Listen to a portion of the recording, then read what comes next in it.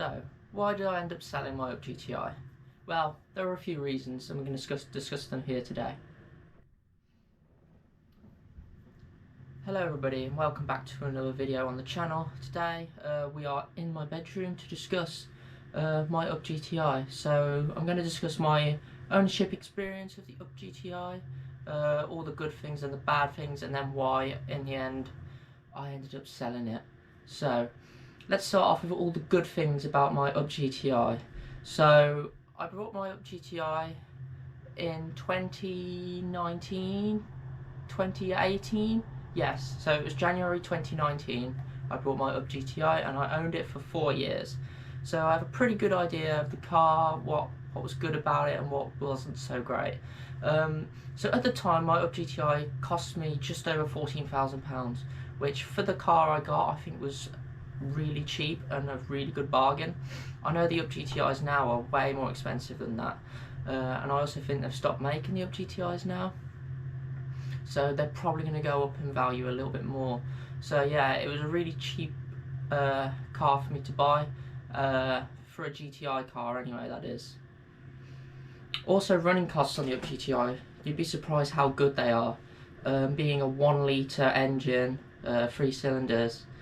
Insurance, at the time I was probably quite young, so insurance prices were quite an important thing for me to consider when buying a car, and the insurance was really cheap for me, which was a definite bonus. And then the running costs as well, like putting fuel in the car. I always put 99 fuel in my cars just out of habit really, and just to make sure the engine gets the best fuel it can.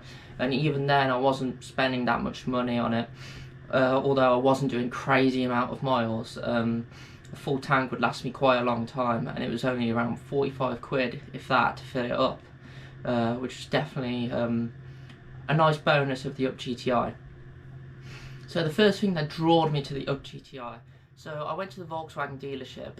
At the time I think I was just looking at standard Ups as a second car for myself, and then at the back there was just a black Up GTI under the lights, and I just remember looking at it and it was absolutely beautiful, and then from that moment I was like, I've got to buy this car. So yeah, a few months later I ended up buying a car in exactly the same spec, black with the Beats sound system. I didn't really have much choice in this. If I wanted the car within a month, they had 3 black ones with Beats, so it was either have the black one, which I didn't mind. I thought the black looked absolutely beautiful, so that worked for me. So I didn't have to wait for one to be built from the factory, which was also a bonus. I think the Up GTI is a very, very nice looking car for its factor size.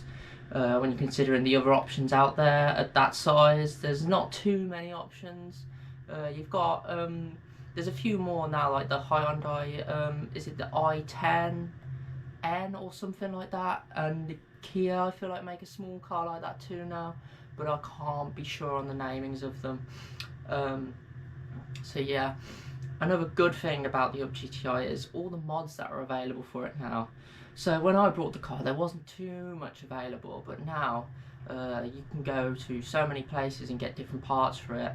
Obviously you can tell I modded mine quite a little bit.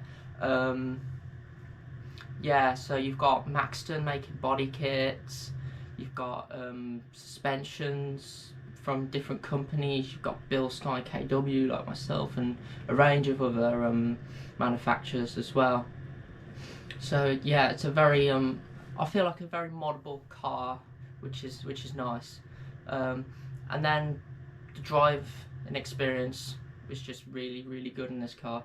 Taking it down country lanes, because it's such a small little car, you can just throw it around, and yeah, it's a great driving this car. Really enjoy driving my Up GTI. I do miss it occasionally, but I don't miss it too much. It's still in the family, so I say I've sold the car. I sold it to my sister, so I still get to look at it occasionally. Some of the bad things, what I didn't like about the Up GTI, the main problem with it, it's just underpowered. Hence why I eventually ended up getting the car remapped in the end. I just didn't feel like out of the factory the 115 horsepower engine was good enough for the car personally.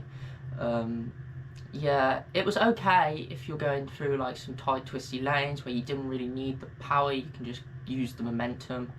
But when you just want to go for it and put your foot down, it just didn't have the power. It kind of ran out of puff.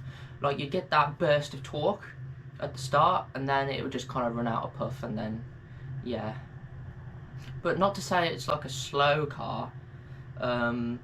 It's quite nippy, but yeah, it just runs out of puff when you start to get up to higher speeds. Another thing I didn't really like about my GTI was the interior was a little cheap. Lots of cheap plastics going on in the interior. Originally VW built these cars to quite a budget, so yeah, some stuff had to get sacrificed, and unfortunately that was mainly the interior. There were some good bits of the interior though. Steering wheel straight off a Golf / Polo GTI, which was definitely a really nice steering wheel to have in a car. Apart from that, a lot of the interior was just plastics. I did like the red plastic across the dash. It was a bit like, how do you explain it, like a tough, scratchy plastic kind of thing. So it did get scratched up a bit. Yeah. Also, the gear selector I wasn't a fan of. As you could probably see from my channel, I changed this out and put a golf ball GTI gear knob in there, which felt really nice.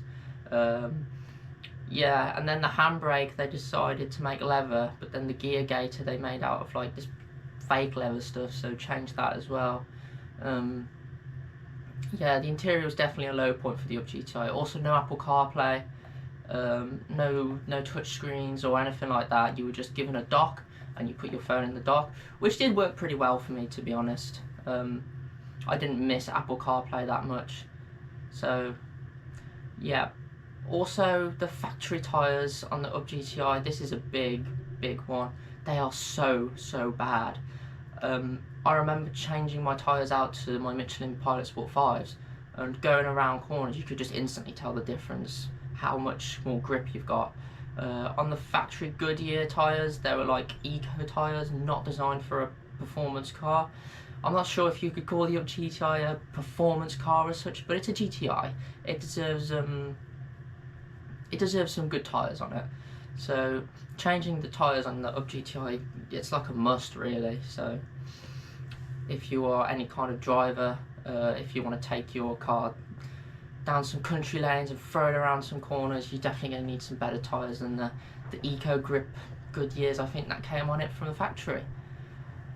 So let's get on to why I ended up selling the car then. So yeah, I had the car for 4 years. I just felt like I needed a change, to be honest. Yeah, and I just kind of lost that special feeling when you get inside the car. Like the Porsche I've got now, every time I get into it I feel like, wow, I'm driving something special. And I did have that with the GTI when I first brought it, but then over time I just kind of lost that enjoyment and that thrill of getting in the car. Also, I wanted something with a bit more power, because as I've said, even though I got my GTI remapped, it just still felt a little bit underpowered still. I know there were other options, like going for a hybrid turbo, going for a downpipe. I think you could get the car to about 180 horsepower, and I bet the car would have felt absolutely epic, like at that power. But once you start doing stuff like that, it gets really difficult if you ever wanted to sell the car and reverting it back, and it's a lot of money to spend on the car. Whereas I could, by selling the car and getting all the money back for it, I could then buy a car for less money than that, which would also give me that effect. And moving on to the resale value of the car, my car held its value, and I think most of GTIs hold their value really well.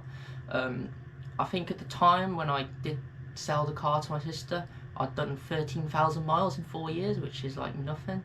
So I did like a We Buy Any Car quote on it. I think I was getting offered around 13 grand. Considering 4 years ago I paid 14 grand, just over 14 grand, sorry, for the car. I think I did pretty well.